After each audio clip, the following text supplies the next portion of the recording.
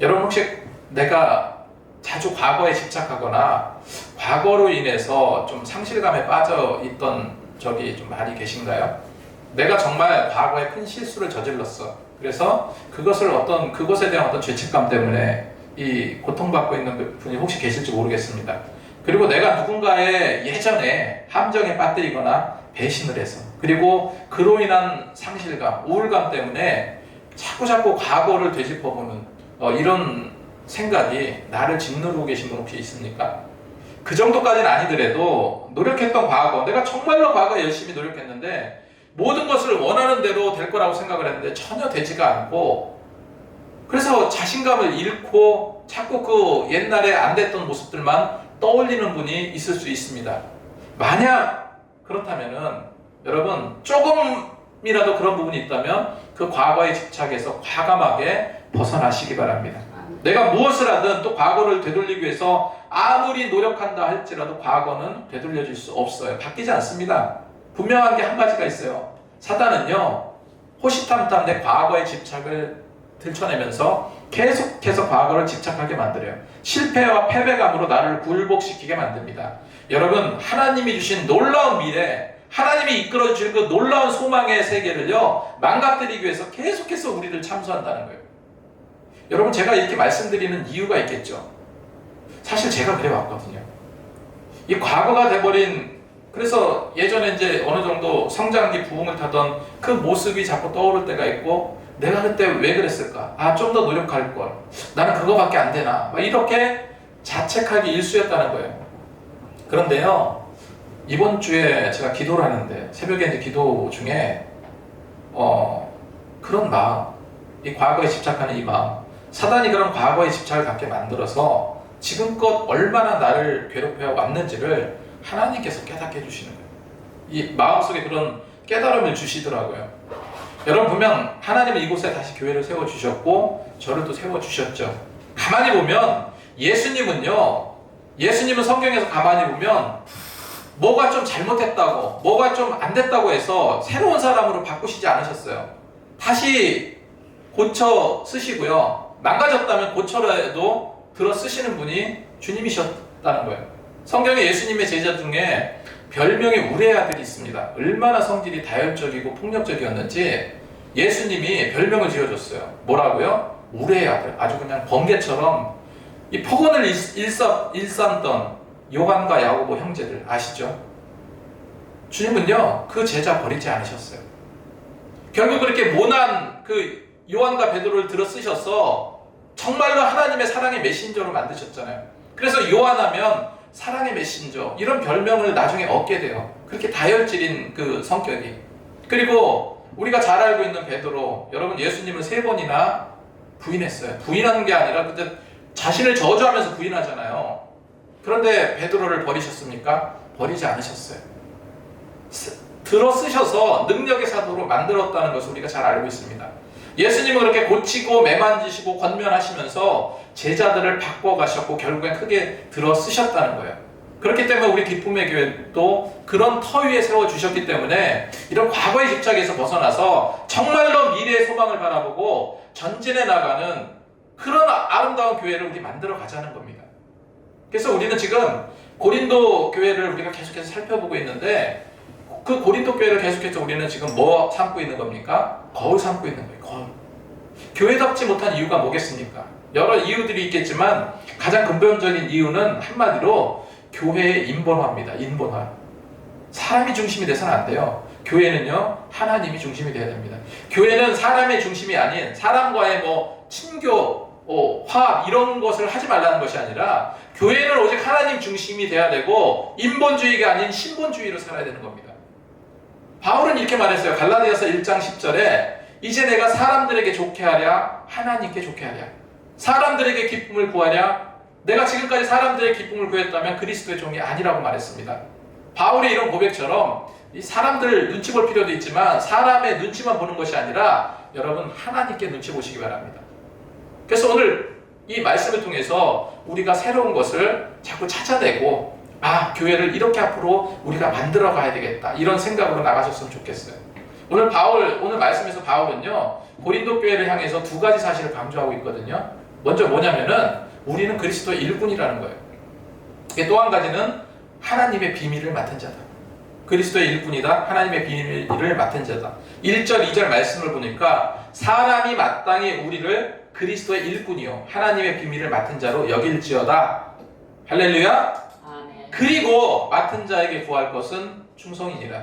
여기서 일꾼이라고 했는데요. 일꾼은 헬라어로 휘페레타스라는 단어입니다. 이 휘페레테스라는 단어는 이 노예라는 말이에요. 노예. 여러분 배너라는 영화 혹시 보셨는지 모르겠는데 이 배너라는 영화에서 그 억울한 주인공이 누명을 쓰고 노예로 팔려가잖아요. 그 노예로 팔려가서 어떡합니까? 굉장히 큰 함선 밑에서 노를 젓는 일을 해요. 노를 젓는 그 힘든 일을 합니다. 그런 장면이 나오는데 그 노를 저으면서 일하는 일꾼이 뭐냐면 휘페레타스라는 단어예요. 다시 말해서 일꾼은 고대 전함에서 노를 짓는 정말로 가장 하급 노예를 말해요. 우리가 그같이 주님의 그런 일꾼이라는 겁니다. 자, 그리고 일꾼은 제가 일전에 사역자라는 말씀드렸죠. 시중 드는, 식탁에서 시중 드는 사역자, 디아코노스와 동일한 의미의 단어입니다. 만약 일꾼이 일을 잘못하거나 어떤 실적이 저조할 때 그 책임 누구한테 묻겠습니까? 같이 일하는 종들이 막 책임을 물을까요? 아니죠. 일꾼들은요 반드시 주인에게 책임을 묻게 되어져 있다는 거예요. 너 이거밖에 일 못했어? 너 실적이 왜 이래? 이거 판단하는 건 누구예요? 주인입니다. 그래서 일꾼은 우리가 일꾼의 그 의미를 잘 알아야 돼요. 일꾼은요 자기 주도권을 행사해서도 안 되고요 개인적인 어떤 권위를 행사해서도 안 됩니다. 주인의 명령을 수행하고 주인의 일을 돌볼 뿐이에요. 여러분 이런 참다운 주님의 일꾼들이 다 되셨으면 좋겠어요. 그 다음으로 바울이 이야기하는 것은 하나님의 비밀을 맡은 자라고 했습니다. 이 비밀은 헬라어로 미스테리온, 우리가 그게 영어화돼서 미스테리 하잖아요. 그 단어입니다. 하나님의 비밀이 뭡니까? 예수 그리스도의 복음이에요. 우리가 나가서 전하는 복음이에요.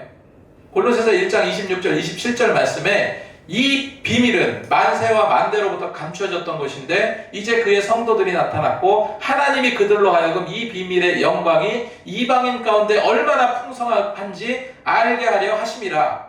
그러면서 이렇게 말해요. 이 비밀은 여기서 나와요. 이 비밀은 너희 안에 계신 그리스도시니, 비밀이 누구라고요? 그리스도. 곧 영광의 소망이니라 기록하고 있습니다. 다시 말해서 바울은 우리가 일꾼이다. 그리고 하나님의 비밀, 다시 말해서 그 비밀인 예수 그리스도를 전하는 자, 이거를 전할 수 있는 그것을 위임해 주셨다. 맡은 자다. 이렇게 말하고 있습니다. 그렇다면은 오늘 이 말씀을 통해서 일꾼된 우리는 어떤 태도로 그 일을 감당해야 될까? 어떤 태도로 우리가 쉽게 말해서 교회를 섬겨야 될까? 이거를 우리가 기억하면 될 것 같습니다. 첫 번째로 맡은 자에게 구할 것은 충성입니다. 충성해야 돼요. 한번 따라하겠습니다. 충성하자. 제가 출판사를 시작하면서 정말 많은 직원들이 저희 출판사를 거쳐봤거든요. 근데 지금에 와서 제가 느끼는 게 어떤 직원이 좋은 직원인가? 똑똑한 직원, 일처리 잘하는 직원, 다 필요하죠. 다 필요한데 그보다 오랫동안 겪어보니까 느꼈던 게 뭐냐면은 정말로 성실한 직원이 가장 좋은 직원인 것 같아요. 주를 믿는 우리도 마찬가지입니다. 똑똑하고 잘나고 뭐가 좀 명석하고 지위가 높은 것은요 주님의 판단 기준이 아니에요. 여러분 충성하기 원하세요. 주님은. 여기서 충성이라는 말은 헬라어로 피스토스라는 단어인데 문자적으로 신실성이 발견되는 것을 뜻합니다. 그래서 종교개혁자 칼빈은 우리 믿는 자들은 하나님께 충성을 다하는 삶을 건전하고 지혜로운 생각으로 양심의 순결성을 지켜나가는 것이다 라고 말하고 있습니다.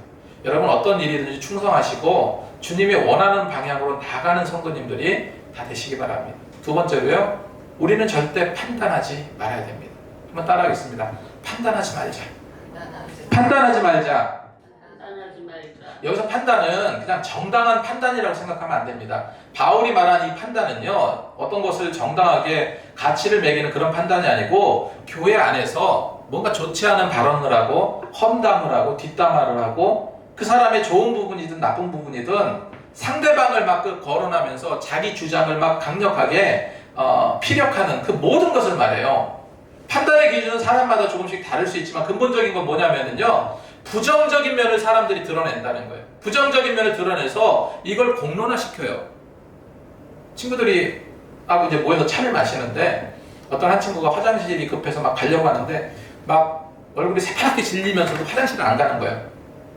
그랬더니 옆에 있는 친구가, 야, 너 굉장히 힘들 것 같아. 왜 화장실 안 가냐? 그랬더니, 아니야, 괜찮아. 나중에 친구가 물으니까 내가 화장실 가면 얘네들이 나에 대해서 험담할 것 같다고. 험담할지 몰라. 어떤 험담할 줄 몰라서 그냥 꾹 참았다는 거예요.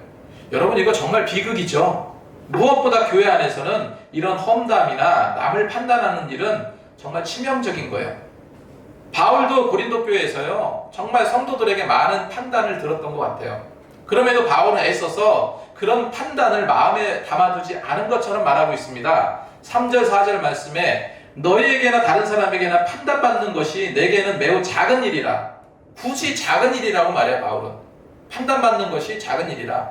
나도 나를 판단하지 아니하노니 내가 자책할 아무것도 깨닫지 못하나 이로 말미암아 의롭다함을 얻지 못하노라. 다만 나를 심판하실 이는 주시니라. 기록하고 있습니다. 바울은 지금까지 정말로 주님의 일꾼으로, 주님의 청지기로 하나님의 비밀을 맡은 자로서 너무너무 열심히 주님의 복음 사역을 감당했어요. 그럼에도 불구하고 바울이 뭐라고 해요? 그랬기 때문에 나는 전혀 자책할 것이 없다. 어떤 죄의식을 느끼지 않는다라고 말하고 있습니다. 양심에 꺼리끼는 게 없다라고 말해요. 그러면서 바울은 나를 판단할 분은, 나를 심판할 분은, 의롭다함을 인정해 주실 분은 오직 누구라고요? 하나님이시라고 말해요. 여러분, 제가 이 고린도 교회를 공부하면 할수록 참 심각한 교회, 정말로 문제 많은 교회입니다. 바울은 고린도 교회에서 일부 반대파들이 생겨나기 시작했어요. 반대파들이 처음에 이제 뭐 바울파, 아볼로파, 그리스도파, 게바파 여러 계파가 나눠져 있는데 반대파도 생겨요. 그래서 바울은 고린도 교회에서 정말 많은 상처를 입었던 것 같습니다. 실제로 당시 고린도 교회는 바울파도 많았지만요, 바울을 음해하고 공격하는 자들이 생겼어요. 네가 무슨 사도냐, 네가 무슨 부름받은 자냐 하면서 그런 자들이 생겼습니다. 그래서 바울이 에베소에서 사역을 할 때 디모데가 찾아옵니다. 디모데가 찾아와서 선생님, 고린도 교회가 생각보다 굉장히 심각한 것 같아요. 이 바울은 그걸 알게 됐어요. 그래서 그 고린도 교회를 내가 직접 가서 이 문제를 좀 해결해야 되겠다 하고 고린도로 튀어갑니다. 그런데 고린도 교회 딱 강도했는데 바울은 자기가 세운 교회에 들어가지 못했어요. 바울을 음해하고 공격하는 세력들이 바울을 막아섰던 겁니다. 바울은 굉장히 큰 상처를 받았겠죠. 너무 큰 상처를 받고 다시 에베소로 돌아옵니다. 그리고 고린도 교회를 향해서 편지를 써요. 그 편지는 전해지지는 않고 있는데 우리가 바울이 고린도 교회에 쓴 편지가 이 고린도 전서 후서만 있는 게 아니에요. 많은 편지들이 있는데 지금 남아있는 게 없습니다. 근데 성경에 보면은 이렇게 기록하고 있죠. 내가 전에 썼던 편지 뭐 그런 내용들이 있어요. 그걸로 무엇을 알 수 있습니까? 이거 말고도 고린도 전서 후서 말고도 고린도에 많은 편지를 썼겠다 이런 걸 알 수 있는 거죠. 아무리 바울을 못마땅하게 여겼다 할지라도 우리 교회 개념으로 생각해 보세요. 정말로 그 성도들이 교회에 들어오는 것조차 막아 섰다는 것이 선뜻 이해가 안 되는 거예요. 무슨 말입니까? 고린도 교회에는요 이미 악의 세력, 이단 세력들이 퍼져 있었어요. 이 문제를 나중에 바울이 파악하고 수습하려고 안간힘을 쓰기도 합니다. 뭐 신천지나 하나님의 교회 같은 이단 세력들이 당시에도 많이 있었다는 것을 알 수 있어요. 여러분, 참다운 복음의 빛을 발하려면 이런 이단 세력을 척결하는 것이 또 한 가지 교회의 일이라는 것을 우리가 기억해야 됩니다. 우리가 주의해야 될 것이 무엇입니까? 그렇기 때문에 교회 내에서는 절대로 뭐 하지 마라? 판단하지 마라. 절대로 험담하거나 음해하지 마라. 이단 세력들이 교회에 들어서기 시작하면서 서서히 나타나는 행동이 뭡니까? 이간하는 거예요. 성도들과 목회자 얼마나 사랑이 넘치고 서로 위하고 이런 상태에서 서서히 중간에서 이간하니까 어떻게 돼요? 틈이 갈라지고 그런 세력들이 교회에 생기면서 교회가 분열화되는 겁니다. 판단하는 것은 이단이 하는 짓들이에요. 그래서 바울은 어쨌거나 나에 대해서 절대로 판단하지 마라. 정죄하지도 말고 칭찬하지도 마라. 주님께서 모든 것을 판단하실 것이다. 여러분, 남을 판단하는 것이 상식적으로 생각해보자고. 남을 판단하는 것이 왜 위험하겠습니까? 여기서 판단은 정당한 판단이 아니라고 그랬습니다. 그 사람에 대한 우리가 쉽게 말해서 험담이에요. 아, 그 사람 왜 그래? 교회 왔는데 왜 그렇게 행동해? 뭐 이런 부분들이요. 왜 위험하냐면요. 이 판단이 점차로 뭐가 되냐면 정죄가 됩니다. 죄. 지적질하기 시작해. 잘잘못을 들추다 보면 나도 모르게요. 그 사람에 대해서 정죄의식이 생겨나고 그걸 표현하게 됩니다. 이거 심각한 일이죠. 여러분 성경에 보면은 가늠하다 현장에서 잡힌 여인이 있습니다. 죽을 죄를 지었죠. 그 당시 많은 사람들이 뭐를 들고 나타나서 돌 들고 나타났어요. 돌 들고 나타나서 예수님께 다가왔습니다. 모세율법에는 돌로 쳐서 죽이라고 했는데 선생 같으면 어떡하겠습니까? 그때 예수님은 이렇게 말씀하셨죠. 죄 없는 자가 먼저 돌로 쳐라. 이렇게 말씀하셨을 때 한 사람 한 사람씩 다 양심의 가책을 받고 떠났다 했습니다. 이제 여인과 예수님 둘만 남았어요. 예수님이 여인에게 묻습니다. 너의 죄를 묻던 자, 너를 정죄하던 자 어디 있느냐? 주님 없습니다. 나도 너를 죄를 묻지 않을 테니, 다시 말해서 정죄하지 않을 테니 가서 다시는 죄를 짓지 마라. 주님께서 판단하셨어요, 안 하셨어요? 법대로 율법대로는 그 여인 돌에 맞아 죽어야 됩니다. 근데 주님께서 이렇게 말씀하셨어요. 너의 죄를 묻지 않은 너의 죄를 정죄하지 아니하노는. 여러분 판단은 정죄를 만들어내요. 그래서 우리 기쁨의 교회가 앞으로 성도님들이 점점 많아지고 부흥해 나갈 텐데 그런 부분을 우리가 더 노력해야 된다는 거예요. 지금 교회 안에서 남을 판단하는 거 절대 여러분 지금 이 자리에서 누구 험담했다는 얘기 아니니까 오해하지 마시고요. 교회 안에서 남을 판단하는 것은요. 가늠한 여인에게 돌을 움켜쥐고 죽이려 하던 그 많은 사람들의 분노와 그 행동 그거와 다르지 않다는 거예요. 제가 예배 순서 중에서 계속해서 우리 이런 다짐하잖아요. 당신이 최고입니다. 예수님의 사랑으로 당신을 섬기겠습니다. 웃으면 더 행복해집니다. 왜 매일 이런 걸 외치겠습니까? 사람이 어느 한 가지를요 머릿속에 인지하는 데는 한 200~300번을 들어야 된대요. 200~300번을 해야지 습관이 고쳐진대요. 우리 그런 습관으로 만들어 가자는 얘기였습니다. 그렇게 당신을 최고로 알고 정말 예수님의 사랑으로 섬기고요 더 많이 웃는 그런 공동체가 되자는 그런 바람 아니겠습니까? 여러분 새로운 시작이에요. 우리 첫 단추부터 잘 채워야 됩니다. 바울은 너희들이 나를 판단해도 내가 자책할 것이 없다라고 말했다고 말씀드렸는데 왜 이런 말을 했을까? 바울은 선을 쫓기보다 악을 행하고 악에 노출되기 쉬운 그 나약한 인간성, 그로 인해서 의로움을 인정받지 못한 그 한계를 말하고 있는 거거든요. 그래서 칼빈은 바울에게 바울이 내가 자책할 것이 아무것도 깨닫지 못한다라는 것은 전 생애에 대한 언급이 아니라 사도의 직분을 수행하는 일에 있어서 양심에 꺼리끼는 일을 하지 않았다라는 뜻으로 우리는 이해해야 된다라고 말했습니다. 그리고 라이트 푸트라는 신학자는 이 본절을 단순히 가상적인 진술로 취급하고 있다고 주장을 합니다. 렌스키는요, 바울은 하나님의 비밀을 맡은 사도적 사명을 수행함에 있어서 태만이나 과오를 범하지 않았음을 말하는 것이다 라고 주장을 합니다. 여러분 대부분 제가 아까 이제 남을 판단해서는 안 된다, 그 외에 어떤 문제점 때문이다 라고 말씀을 드렸는데 우리는 대부분 어떻게 판단을 합니까? 어떻게 사람을 험담하고 그런 뒷담화를 합니까? 단편적인 몇 가지 사실만 보고 해요. 들려오는 소문이나 소식 같은 거에 의해서 그 사람을 판단하고 그 사람을 정죄한다는 거예요. 근데 들려오는 소식이나 뭐 이런 것이 틀릴 여지가 있죠. 그리고 사실이 아닐 수가 있습니다. 왜? 중간에서 말을 삐딱하게 이야기하면은 그게 오해가 될 수 있으니까. 그럼에도 확정되어서 판단하게 된 이후에 그 뒷감당한 고스란히 자신의 몫이지만요, 이미 물은 어떻게 됐어요? 엎질러져 버렸어요. 판단받는 자에게 치명적인 어려움이나 상처를 이미 입힌 후가 될 수 있다는 겁니다. 이거 복구하기 너무 힘들어요. 이처럼 사람의 판단은 그릇된 판단이 될 가능성이 너무 큽니다. 여러분, 하지만 하나님의 판단은 어떻습니까? 정확해요. 심령을 감찰하시고 판단하시는 분이시기 때문에 절대 오류가 있을 수 없죠. 그래서 잠언 21장 2절 말씀에 사람의 행위가 자기보다 모두 정직하여도 여호와는 마음을 감찰하시느니라 기록하고 있어요. 바울의 궁극적인 최후 심판을 바라보면서 자신의 삶을 점검한 것은요, 복음 사역자 된 모든 시대 지도자들이 본받아야 될 태도라는 거예요. 그래서 5절 말씀에 그러므로 때가 이르기 전 곧 주께서 오시기까지 아무도 판단하지 마라. 도대체 아무것도 판단하지 말라라고 말하고 있습니다. 그가 어둠에 감춘 것들을 드러내고 마음의 뜻을 나타내시리니 그때 각 사람에게 하나님으로부터 칭찬이 있으리라 했습니다. 분명 주님께서 다시 오시면요, 어둠에 감추인 것이 드러나게 됩니다. 어둠 속에 숨겨진 악한 세력들의 일들은 그리스도 심판대 앞에 모두 드러나게 될 때가 온다는 겁니다. 절대 이런 부분을 생각하시기 바라요. 한 사람이 오면요, 처음에 제가 말씀드렸듯이 여러분 단점만 보라 그래서 장점만 보라 그랬어요.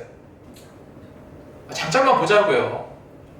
사람 다 똑같지 않잖아요. 딱 보니까 저 사람 너무 결점이 많아. 이것도 못된 것 같고 이것도 안 좋은 것 같고 10개의 결점이 있어요. 10개의 결점. 그런데 가만히 보면 그 중에 한 가지 장점이 있을 수 있잖아요. 그 장점만 이야기하자는 거예요. 이야기. 그러니까 나중에 이렇게 계속해서 제가 말씀드리고 오늘 바울도 이런 얘기를 했는데 이런 가운데서 나중에 이제 교회가 성장하고 했는데 교회 우리 쉽게 말해서 우리 주춧돌이거든요. 주춧돌로 앉아있는 저와 여러분 여러분보다 기쁨의 교회에 대해서 더 많이 아는 사람 없어요. 이제 새로 들어오는 사람이 뭘 알겠습니까? 하나하나 이야기하는데 어느 순간 교회에 나오는 사람이 계속해서 안 좋은 얘기만 해. 계속해서 남을 판단하기만 해. 계속해서 목사에 대해서, 사모에 대해서, 또 중직자들에 대해서 안 좋은 얘기만 해. 여러분 이거 100% 이단입니다. 그걸 가릴 수가 있잖아요. 우리는 어떻게 하니까? 판단하지 않으니까. 그런 마음으로 우리가 몸에 익숙하게 만들어야 돼요. 자, 세 번째, 교만한 마음을 버려야 된다라고 이야기하고 있습니다. 한번 따라하겠습니다. 교만한 마음을 버리자. 교만한 마음을 버리자. 오늘 고린도전서 4장 6절 말씀에 형제들아 내가 너희를 위하여 이 일에 나와 아볼로 들어서 본을 보였으니 이는 너희로 하여금 기록된 말씀 밖으로 넘어가지 말라 하는 것을 우리에게서 배워 서로 대적하여 교만한 마음을 가지지 말게 하려 함이라. 교만한 마음을 가지지 말게 하려 함이라. 바울은요, 교만한 마음을 가지지 말라 했습니다. 근데 교만한 마음도 우리가 복잡하게 생각할 거 없어요. 여기서 말하는 교만이라는 것은요, 자랑하는 거 말합니다. 자랑하는 거. 원문적인 뜻은 자랑하는 거예요. 누구나 남다른 무언가를 갖거나 또 내가 다른 사람보다 장점이 있으면 자랑하고 싶어집니다. 근데 모든 일이 그렇듯이요, 하나를 자랑하게 되잖아요. 나는 좋을 수 있어요. 그리고 다른 사람 중에 일부는 그 사람을 부러워할 수도 있습니다. 그런데 그렇게 자랑하면 그의 몇 배 되는 시기와 질투와 멸시가 튀어나오기 마련이에요. 왜? 사람이니까. 자랑하는 교만된 마음이 격화되면요, 나중에 편가르기가 되고 파벌 싸움이 되고 거기에 휘말리게 됩니다.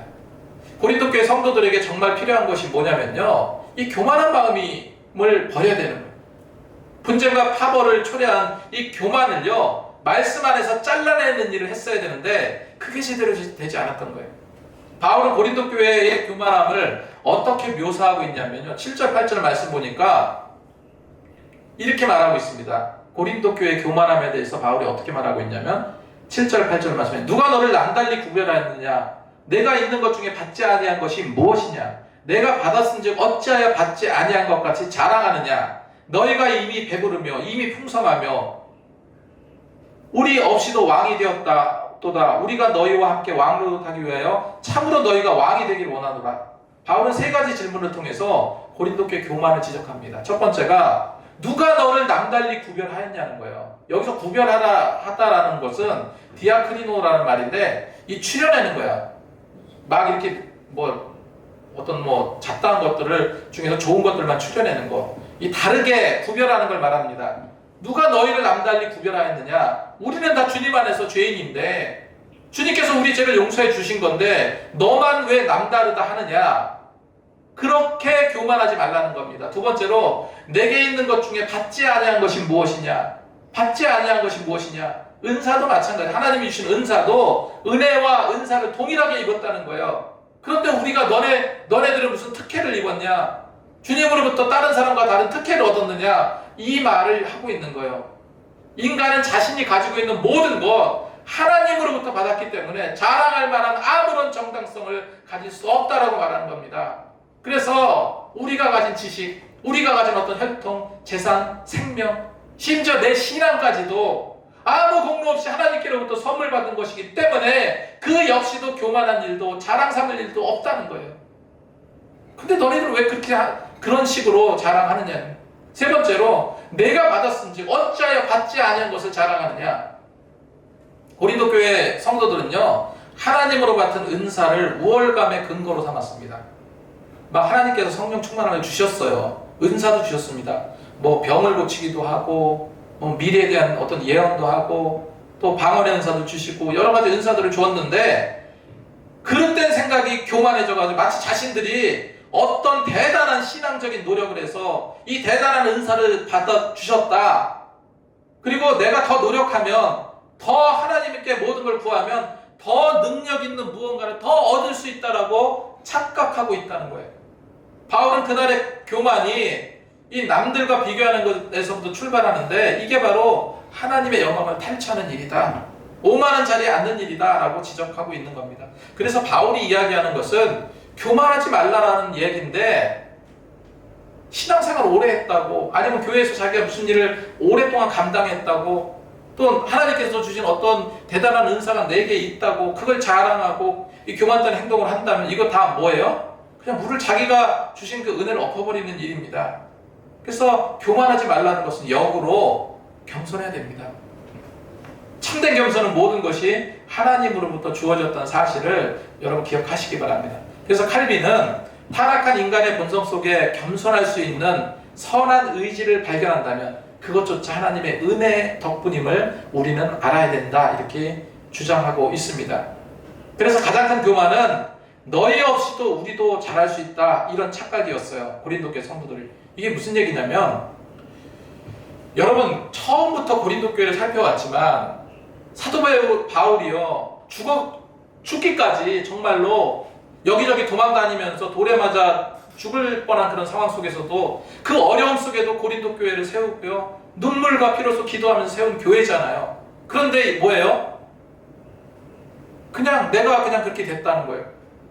여기서 이는 너희가 그 안에서 모든 일 곧 언변과 모든 지식의 풍족함으로 내가 잘나서 그렇기 때문에 바울 없이 내가 나의 잘됨 때문에 되었다. 바울 없이 우리는 왕노릇 할 수 있다. 이렇게 말하고 있는 겁니다. 이게 어떻게 우리가 이해할 수 있냐면 부모가 그 어린아이 자기 자식을요 먹여주고 입혀주고 공부시켜주고 그래서 좋은 대학 가서 좋은 직장에 취직했어요.